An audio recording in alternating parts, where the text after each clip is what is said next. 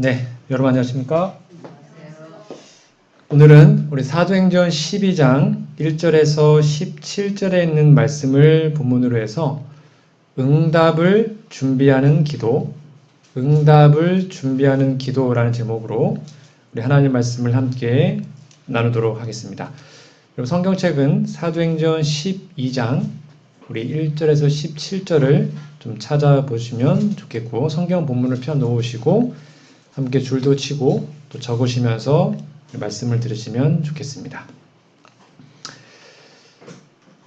우리는 전지전능한 우리 창조주 하나님을 믿는, 또 그분을 우리의 아버지로 모시고 살아가는 제7의 안식일 예수재림교회 성도들입니다. 그리고 하나님은 우리를 세상의 빛과 소금으로 삼아 주셨죠. 너희는 세상의 빛이라, 너희는 세상의 소금이라. 자, 그렇다면 우리가 이 마지막 시대를 살아가면서 세상에서 빛과 소금의 역할을 충실하게 할 수 있는 비결은 뭘까요? 물론 우리가 열심히 말씀 보고 또 하나님의 복음을 잘 전해야 되지만, 또 하나의 큰 중요한 게 뭐냐면 놀라운 기도의 응답이 우리의 삶 속에 늘 함께하는 것이라고 생각합니다. 여러분의 기도의 응답으로 오늘 우리 장로님께서 건강한 모습으로 교회에 오셨습니다. 너무나 감사하죠. 자, 지금 우리가 이 시간 함께 스스로의 자문해 봐야 합니다. 우리는 정말 기도를 열심히 하고 있는가? 우리의 기도하는 시간이 다른 어떤 시간보다 행복하고 즐거운가? 하루에 적어도 30분 아니면 1시간 이상은 무릎을 꿇고 하나님께 기도하는 습관이 되어 있는가? 오늘 우리의 기도의 모습은 어떠합니까? 영감의 글을 보면 이렇게 써 있습니다. 기도는 전능하신 자의 무한한 자원을 쌓아둔 하나님의 창고를 여는 믿는 자의 수중에 있는 열쇠 이것만 하나님이 전하주는 어찌하여 기도하기를 싫어하는지. 하늘에는 뭐가 많대요? 하나님의 귀한 축복이, 무한한 자원이 가득 있습니다. 근데 그 창고를 뭘로 연다고요? 기도를 통해서 열 수 있답니다. 그 기도가 하늘의 창고를 열어서 우리에게 엄청난 자원과 재원과 축복을 막 쏟아주고 싶어 하시는데, 우리가 뭘 하지 않아서요? 기도를 등한히 해서 잘 그것을 받지 못한다는 것이죠. 저는 이 말씀이 우리의 모습이 아니기를 간절히 바랍니다. 오늘은 이 베드로의 감옥 탈출 사건, 우리 지난주 교과에도 나온 내용이지만 거기에 짧게 나왔고, 이 탈출 사건을 통해서 응답을 준비하는 기도의 비결을 좀 함께 나눠보고 우리의 삶에 적용해 보고자 합니다. 먼저 오늘 말씀의 배경을 좀 살펴보겠습니다. 여러분, 베드로가 감옥에 갇혔던 그 시대의 정부는 헤롯 아그리빠라는 왕이 유대를 다스리고 있었습니다. 이 아그리빠 왕이라는 사람은요, 유대교로 개종한 사람이었고, 유대인들의 습관, 또 관습, 율법의 의식을 수행하는 데 있어서 아주 열심 있는 사람이었습니다. 그래서 예수님을 믿지 않은, 즉 예수님을 거절한 유대인들의 호의를 얻어서, 즉 제사장들과 바리새인들이겠죠, 호의를 얻어서 자신의 왕권을 확실하게 좀 하려는 열망으로 이 아그리빠 왕이 초대교회를 핍박합니다. 신자들의 집과 소유를 약탈합니다. 그리고 교회의 지도자, 즉 12 사도들 중에서 특별히 야고보라는 사도를 투옥함으로써 예수님을 믿지 않는 제사장들과 바리새인들, 또 일반 백성들의 좀 갈망을 이루어 주었죠. 그래서 사도 요한의 형제 야고보가 가장 처음으로 옥에 갇혔고, 첫 번째 순교의 죽음을 얻게 됩니다. 그러니까 예수님을 믿지 않는 유대인들이 이 일을 너무나 기뻐하는 거예요. 그래서 이 아그리빠 왕이 그러면 12제자 중에 제일 높은 사람이 누구냐? 베드로잖아요. 수석제자. 그럼 베드로를 잡아와라 해가지고 베드로까지 감옥에 투옥했던 겁니다. 이 예수님의 제자였던 야고보의 죽음은 그 당시 그리스도인들에게, 초대교인들에게 정말로 큰 슬픔을 안겨주었죠. 쉽게 말하면 여러분의 우리 동정원합회에 아주 유명한 목사님, 아니면 여러분의 담임 목사가 갑자기 국가에 잡혀가지고 처형당한 것입니다. 복음 전한다고. 그러면 교회가 얼마나 슬프겠습니까? 여러분, 그런데 그것만 해도 슬픈데 또 잡아가는 것입니다. 베드로까지 투옥이 되자 온 교회는 금식하고 하나님께 간절히 기도하죠. 그게 사도행전 12장 5절 말씀입니다. 우리 좀 같이 읽어볼까요? 앞에도 있고요. 성경 본문을 보셔도 되겠습니다. 시작. 이에 베드로는 옥에 갇혔고 교회는 그를 위하여 간절히 하나님께 빌더라. 온 교회가 금식하며 하나님께 열렬히 기도합니다. 그래서 하나님의 기이한 섭리로 이 베드로의 처형이 원래는 유월절 전에 있어야 되는데 유월절 이후로 연기가 됩니다. 약간의 시간을 번 거죠. 그래서 초대교인들은 다시 한번 함께 모여서 마음을 깊이 살피고 더 열렬히 기도할 시간을 얻게 되었죠. 이때 생각하기는 베드로가 수속 제자이기 때문에 이 복음 사업에 있어서 죽으면 안 된다라고 느꼈고요. 그래서 그를 위해 더 끊임없이 정말 간절하게 기도합니다. 근데 아무리 기도해도 이 열렬한 기도의 그 성원에도 불구하고 베드로의 처형일이 마침내 결정되었습니다. 그러니까 베드로가 내일 죽는 거예요, 이제. 내일이 처형일이에요. 근데 그날까지 아직 석방이 안 된 겁니다. 그래도 성도들의 기도는 여전히 하늘로 올라가고 있었고 그들의 온 힘과 마음을 다하여 하나님께 기도하고 있는 동안 하나님의 천사들은 이 투옥된 사도 베드로를 지키고 있었습니다. 이 아그리빠 왕은 이 요한이 그 이전에도 베드로와 요한이 복음을 전하다가 감옥에 갇혔지만 한번 탈출했었거든요. 그렇죠? 그게 사복음서에 나와요.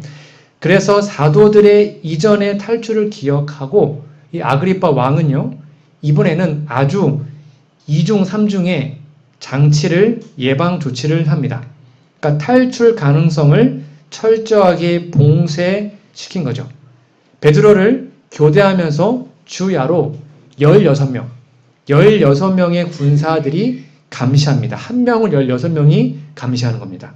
그리고 감방 안에는 베드로는 두 병사 사이에 사슬에 놓여 있었습니다. 그러니까 제가 베드로면 여기에 팔에다가 수갑 차고 한 명 여기 옆에 수갑 차 있고 또 왼쪽에 수갑 차면 옆에 차 있고, 그러니까 제가 움직이면 옆에 사람이 100% 알 수 있겠죠. 완전히 여기에 갇혀 있는 겁니다.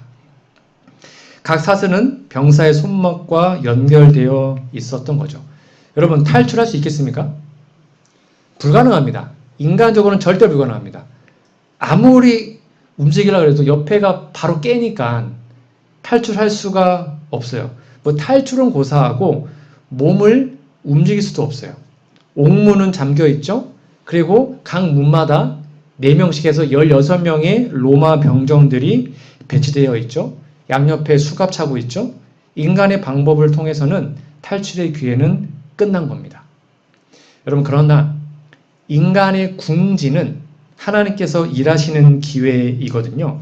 이러한 아그리빠 왕의 철저한 행동이 결국에는 하나님께서 기적적으로 베드로를 구출했다는 사실을 부인할 수 없는 사실로 만든 겁니다. 사도행적 146페이지입니다. 예정된 처형일 전날 밤 하늘로부터 한 능력 있는 천사가 베드로를 구출하도록 보내심을 받는다. 하나님의 성도를 가둔 강한 문들이 인간의 도움 없이 열린다. 지극히 높으신 이의 천사가 지나가자 문들은 그의 뒤에서 소리 없이 닫힌다. 천사가 깜방에 들어가니 베드로가 누워 자는데 전적인 신뢰의 평화스러운 잠을 자고 있다. 저는 이 말씀을 여러 번 읽었지만 읽을 때마다 참 얼굴에 미소가 지어지곤 합니다. 여러분 한번 상상해 보십시오. 천사가 딱 나타났을 때 천사가 빛나잖아요. 빛난 천사가 감방을 딱 했단 말이에요. 여러분 자다가도 누가 불 켜면 보통 깨지 않습니까? 보통은 불이 켜지면 깹니다. 근데 이 베드로는 안 깨요. 아주 그냥 깊은 잠을 자고 있어요. 그래서 베드로가 어떻게 깨운지 아십니까? 아니 천사가 어떻게 깨운지 아세요? 옆구리를 그냥 손으로 팍 쳐가지고 깨워요. 여러분 베드로가 어떻게 이렇게 전적인 신뢰의 평화스러운 잠을 잘 수 있었을까요? 도대체 베드로는 왜 이렇게 자고 있었습니까? 내일 죽는데.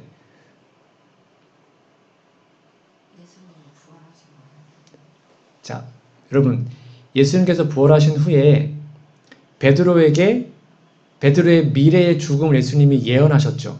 혹시 아십니까? 요한복음 21장에 나옵니다. 베드로가 어떻게 죽게 예언되어 있죠? 네가 나중에 두 팔을 벌려서 십자가에 죽을 거야 라고 예수님이 예언했어요. 베드로한테. 그래서 베드로는 자기가 어떻게 죽을지를 이미 알고 있습니다. 그러니까 지금 십자가에 달려 죽지 않기 때문에 내일은 절대로 죽지 않을 것을 믿었던 거죠. 그리고 혹시 그게 아닐지라도 내가 죽건 안 죽건 하나님의 소관이니 하나님의 뜻이니 그 전적으로 맡기고 푹 잔 겁니다. 여러분 호련히 주의 사자가 곁에 섬에 옥중의 광채가 조요하며 또 베드로의 옆구리를 쳐 깨워 가로되 급히 일어나라 하니 쇠사슬이 그 손에서 벗어지더라. 여러분 그래서 우리는 베드로처럼 예언을 알아야 되는 것입니다. 베드로는 자신의 죽음을 예언적으로 알았기 때문에 그 믿음 안에서 쉴 수 있었습니다. 우리도 세상에 끝날 것을 알고 우리가 어떻게 될지를 미리 알 수 있다면 우리 예언을 통해 알 수 있잖아요. 알면 어떤 상황이 와도 이게 이렇게 되는구나 라는 것을 알을 통해서 우리의 마음에 평강이 있을 수 있죠. 이렇게 베드로의 믿음, 특별히 기도에 대한 응답에 대한 믿음이 베드로에게는 있었던 거죠.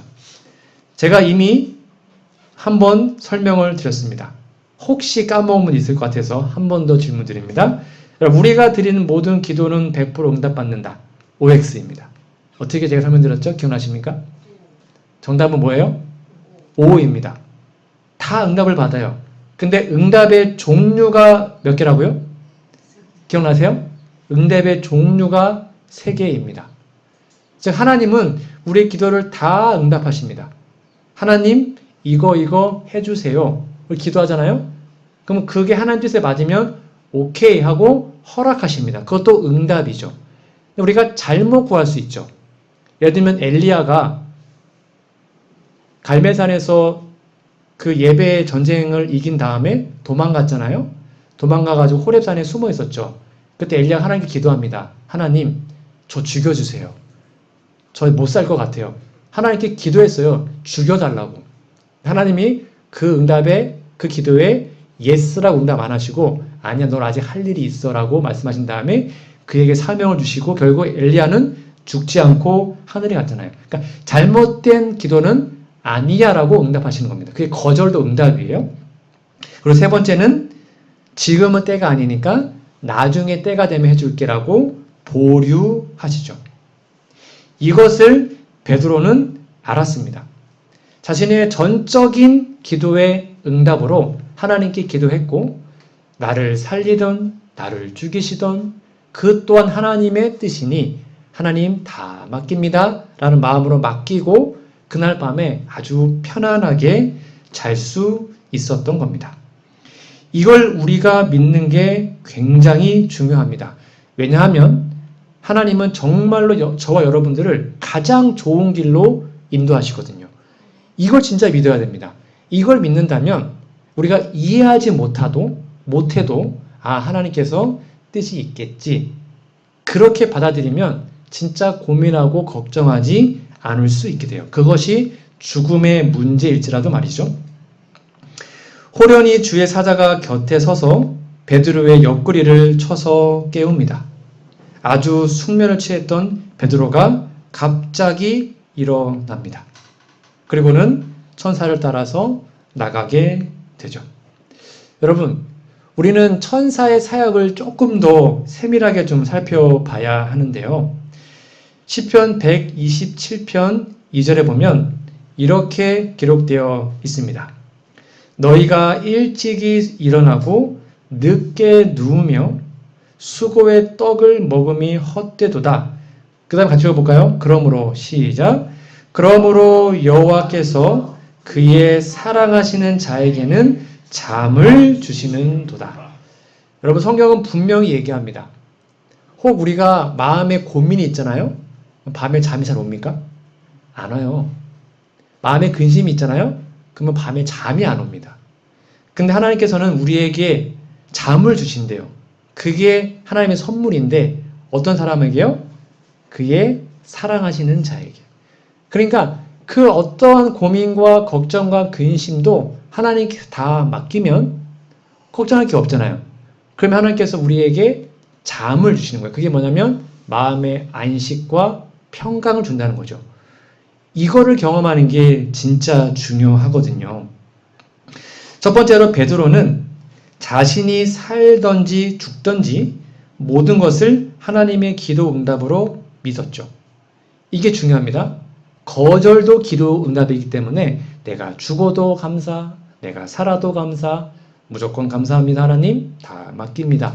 그러니까 잠이 오죠. 걱정할 게 없는 거예요. 이게 되게 중요한 기도의 자세이고요. 두 번째 베드로는 하나님께서 자신을 사랑하여 주신다는 사실을 잊지 않았습니다. 분명히 써있잖아요. 그의 사랑하시는 자에게는 잠을 주시는 거거든요. 어떤 상황에서 하나님께서 나를 지켜 보호해 주신다.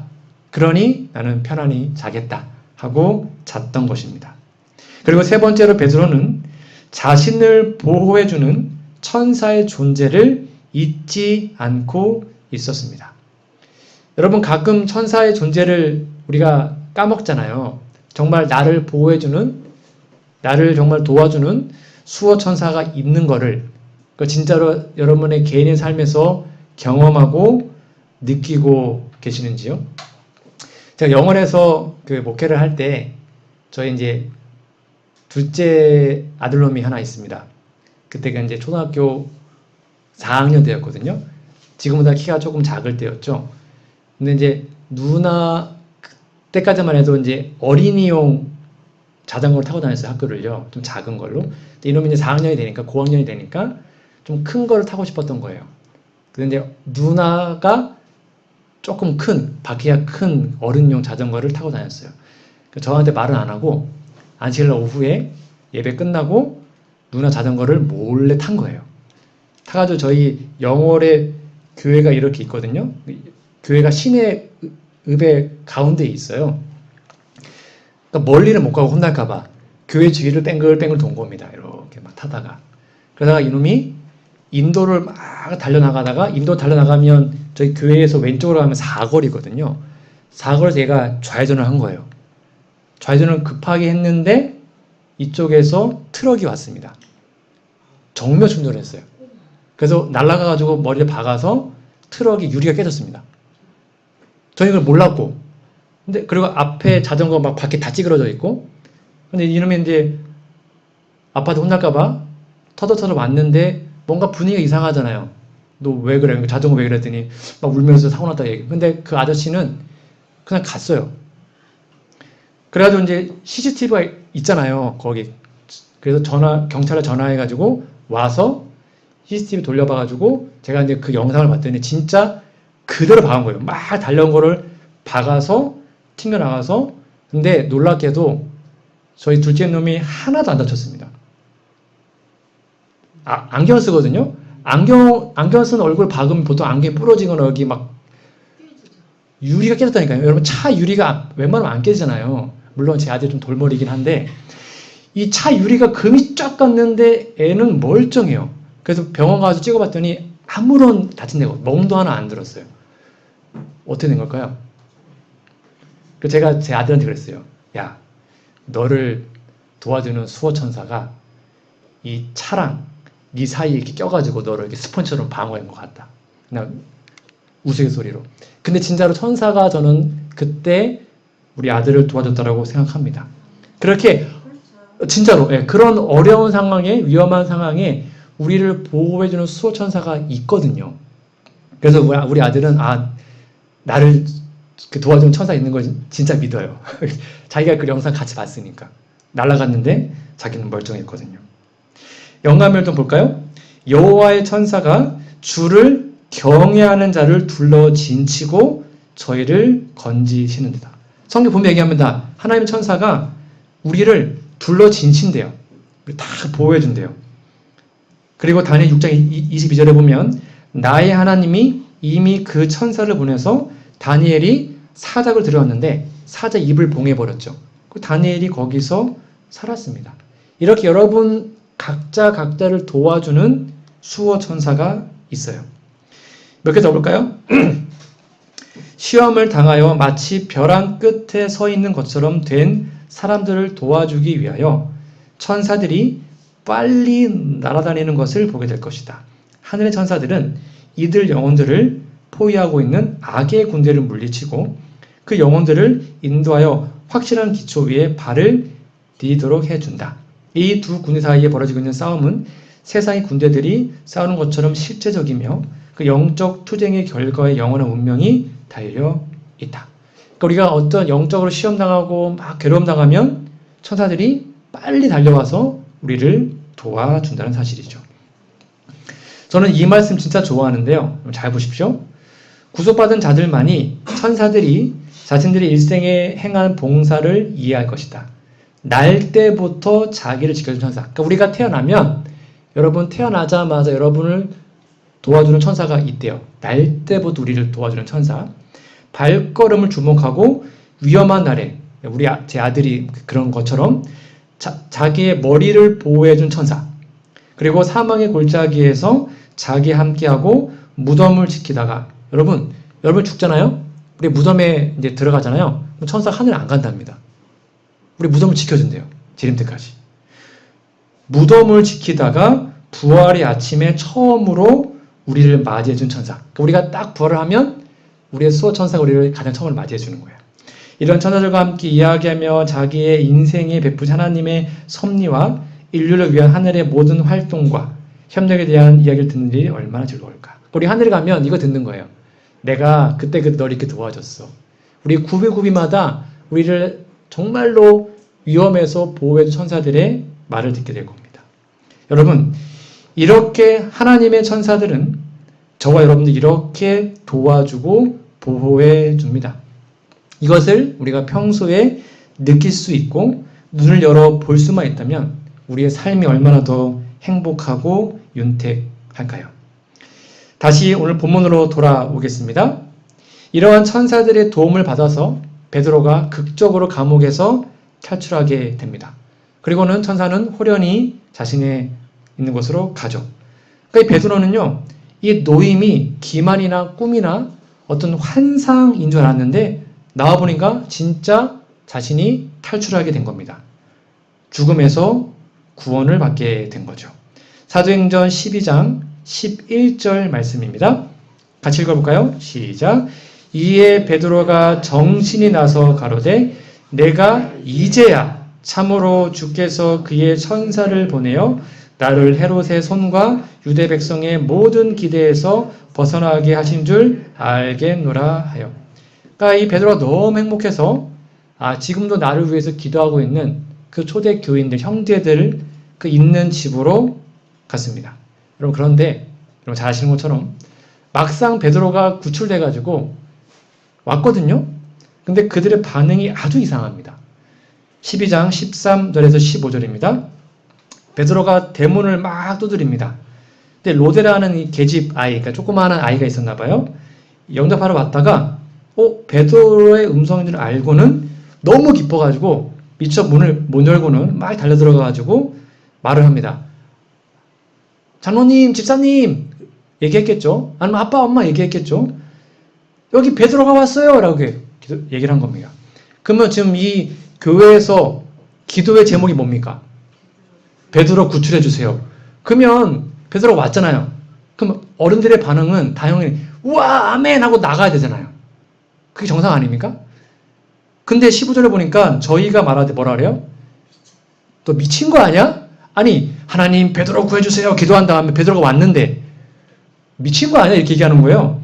그러니까 이 게르바이가 힘써 말하되 아니요 진짜요 참말이라 하니 저희가 말하되 그러면 그의 천사야 라고 얘기합니다. 여러분 이게 이해가 되세요? 아니 교회에서 베드로 구제달라고 기도하고 있잖아요. 금식 기도하고 지금 철학 기도하고 있잖아요. 기도 응답이 왔잖아요. 그러면 하나님 감사합니다. 드디어 베드로 구출해줬군요. 라고 나가야 되는데 미친 거 아니야? 이렇게 얘기를 합니다. 이에 베드로는 옥에 갇혔고 교회가 분명히 간절히 기도했습니다. 온 교회가 금식하며 기도합니다.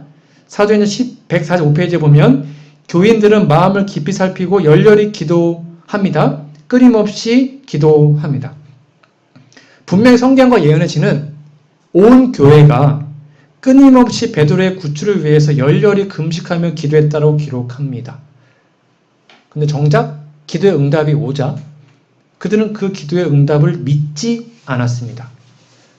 그리고 유일하게 한 명 믿었던 로데라는 아이의 그 말을 무시하고 너 미쳤구나 라고 얘기합니다. 오늘 제가 주목하고자 하는 믿음의 한 아이를 좀 소개하려고 합니다. 바로 로데라는 한 어린아이의 믿음인데요. 내가 미쳤다. 베드로가 문에 서 있다는 소식을 로데가 전했을 때 형제들은 그녀의 말을 믿을 수 없었다. 그들에게는 하나님이 자신들의 기도에 응답했음을 믿을 만한 믿음이 없었다. 그러므로 그들은 이 어린 여성, 꼬마 아이였겠죠? 어린 여성이 제정신이 아니라라고 결론 지었다. 자, 그럼 질문 드릴까요? 그러면 베드로의 구출의 기도는 하나님이 누구의 기도를 응답한 겁니까? 누구의 기도의 응답이었습니까? 여러분, 기도의 응답은 뭐가 있어야 돼요? 믿음이 있어야 합니다. 거기 있는 초대교회 수많은 그리스도인들이 기도했지만 하나님은 그 기도에 응답할 수 없었습니다. 뭐가 없었어요? 여기 써 있잖아요. 믿음이 없었어요. 근데 유일하게 누구만 믿었습니까? 로데라는 그 어린 아이가 믿었습니다. 베드로의 음성을 듣고 믿었습니다. 여러분, 로데는 어떻게 기도했을까요? 생각해보세요. 내일 처형이 됩니다. 그러면 정말 하나님께서 베드로를 살려주신다면 언제 탈출해야 될까요? 내일 전에는 탈출해야 되는 거잖아요. 그럼 하나님이 분명히 내일 전에 탈출시켜 줄 텐데 그럼 베드로가 탈출을 하면 분명히 도망가지 않고 이곳에 오겠지? 그걸 알고 구체적으로 로데는 기도했을 겁니다. 그리고 정말로 딱 오자 베드로의 얼굴도 안 봤습니다. 베드로의 음성을 듣자 아 하나님 응답했구나 하고는 또르르 와가지고 베드로가 왔어요 라고 외친 거죠. 이렇게 써 있습니다. 선한 사람들조차도 기도가 확실하고 구체적으로 응답되었다는 사실을 선뜻 믿으려 들지 않은 보여주는 이보다 더 좋은 예증을 찾기 어려울 것이다. 베드로가 그들 앞에 섰을 때 그들은 이 사람이 베드로임을 거의 인정할 수 없었다. 그러나 예수는 그분을 따른 자들에게 믿음의 기도가 응답될 것이라는 충분한 보증을 주었다. 다시 한번 여러분께 강조드립니다. 아무리 교회에서 수많은 사람들이 모여서 기도할지라도 하나님은 누구의 기도에 응답하신 거라고요? 로데라는 한 어린아이의 믿음에 응답하셨습니다. 왜냐하면 이 어린아이만 진짜로 믿고 기도했기 때문입니다. 거기 함께했던 수많은 어른들은 너 제정신이 아니야, 너 미쳤어 라고 말을 했고 로데는 자신의 믿음을 꺾지 않고 진짜 베드로 맞아요 라고 힘있게 말했던 것이죠. 여러분, 우리가 무언가를 위해서 기도할 때 그 기도가 응답될 걸 진짜 믿고 하십니까? 아니면 그냥 습관적으로 하시는지요? 저도 습관적으로 할 때가 참 많습니다. 솔직히 말하면 그럴 때가 있습니다. 정말로 믿고 하고 있으십니까? 그리고 그 기도가 응답된 걸 확인하기 위해서는 우리 기도를 아주 구체적으로 해야 합니다. 여러분 잘 들으세요. 우리 하나님께 두리뭉실하게 기도하잖아요. 하나님도 두리뭉실하게 응답하십니다. 정말입니다. 우리 하나님께 구체적으로 기도하잖아요. 하나님은 구체적으로 응답하십니다. 즉 로데만이 내일 사형이니까 오늘 반드시 구출될 거야 라고 구체적으로 믿고 기도합니다. 그리고 그 기도의 응답에 하나님께서 역사하신 거죠. 혹시 우리들의 삶에 이러한 모습이 있지는 않습니까? 다른 무엇보다도 하나님께 기도할 때 정말 구체적으로 세세하게 기도하며 미리 그 기도가 응답되었음을 믿고 하나님께 감사드리는 저와 우리 모두가 되기를 간절히 바랍니다. 마지막으로 한 이야기를 들려드리고 말씀을 정리하겠습니다. 정말 하나님을 충실하게 믿고 있었던 한 작은 시골 마을이 있었습니다. 여러분들 이 마을은 다 그리스도인인 거예요. 너무 사랑이 넘치고 하나님을 잘 믿었기 때문에 어떠한 범죄도 없는 아주 평화스러운 마을이었습니다.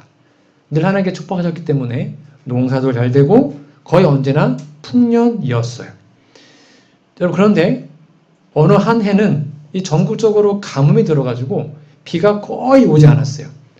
그러자 이 작은 시골 마을까지 가뭄의 피해를 입게 된 겁니다. 열심히 저주시해서 물을 막 길어서 농가 밭에 물을 아무리 대어도 그뿐이고 이 가뭄 때문에 농작물이 타들어간 겁니다. 그래서 그 시골의 마을에 목사님이셨고요. 이 목사님이 마을 주민들을 다 교회로 모았습니다. 우리 하나님께 기도하자. 그래서 광고를 하고 우리 전 교인, 전 마을 주민 다 교회로 모이세요. 라고 광고한 후에 드디어 모든 사람이 교회에 모였고 열심히 하나님 비를 주세요라고 기도합니다.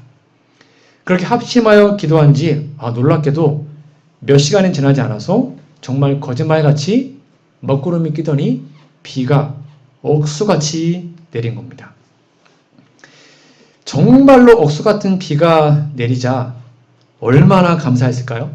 하나님이 기도 응답하셨다 하고는 이제 교회 문을 열고 집으로 가려고 하는데 아무도 집에를 못 가는 거예요. 왜 못 가냐 아십니까? 우산이 없었어요. 아무도 우산을 챙겨오지 않은 것입니다. 여러분 그런데 그때 한 어린아이가 그 어른들의 틈을 삐집고 나오더니 우산을 쓰고 집으로 돌아갑니다. 이 어린아이만 믿은 겁니다. 하나님께 기도하면 비가 오겠지? 그럼 비가 오면 집에 올 때 우산 쓰고 와야겠네? 하고는 우산을 준비한 거예요. 여러분 비 오게 해달라고 기도하면 뭘 준비해야 돼요 미리? 우산을 준비해야죠. 그게 믿음 아닙니까? 정말로 비 오기를 믿었다면 비가 올 거 아니에요. 그러면 우산을 준비해 집에 갈 거 아니에요. 근데 아무도 우산 준비 안 한 거예요. 근데 이 어린아이는 비가 오면 우산 써야지 하고는 우산을 준비해서 와서 기도한 것입니다. 여러분 과연 하나님께서 그 동네의 수많은 어른들 또 목사님도 같이 기도했겠죠? 과연 누구의 기도에 응답하셔서 그 마을에 비가 온 걸까요? 우산을 준비한 이 어린아이의 믿음이었습니다. 왜냐하면 우리가 응답을 준비하려면 믿고 그렇게 행동해야 하기 때문입니다. 비가 오게 해달라고 기도하러 가면서 우산을 준비하는 것은 바로 자기 자신이 믿음이 없음을 나타내는 것이죠. 우리는 이러한 우산을 준비하는 믿음이 있습니까? 하나님은 기도의 응답에 우리의 직책이나 신앙의 연수를 보지 않으십니다. 여러분 목사의 기도가 더 응답이 잘 됩니까? 아니에요. 그거 아니에요.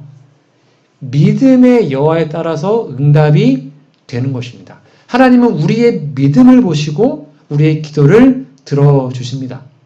그리고 그 믿음은 하나님의 말씀을 단순하게 또 굳세게 믿는 믿음인 것이죠. 저와 여러분의 삶에 그 로데와 같은 단순한 믿음이 있기를 간절히 바랍니다. 그리고 이 우산을 준비한 이 어린아이와 같은 순수한 믿음이 있기를 간절히 바랍니다. 하나님께 기도했으면 응답이 올 것을 믿고 그 응답에 준비하시는 겁니다. 말씀의 결론 맺겠습니다. 저는 오늘 사도행전 12장 1에서 17절에 있는 말씀 본문으로 해서 응답을 준비하는 기도라는 제목으로 하나님의 말씀을 전했습니다. 여러분, 하나님께서 우리에게 기도하라고 명령하시는 이유는 우리에게 응답을 너무나 해주고 싶어 하시기 때문입니다. 그리고 하나님께 드린 그 기도의 응답은 우리가 얼마나 믿음을 가지고 기도했는가, 얼마나 구체적으로 세세하게 기도하는가, 그리고 그 기도의 응답에 우리 어떻게 준비하고 있는가에 따라서 달라짐을 여러분 다시 한번 기억하시기 바랍니다.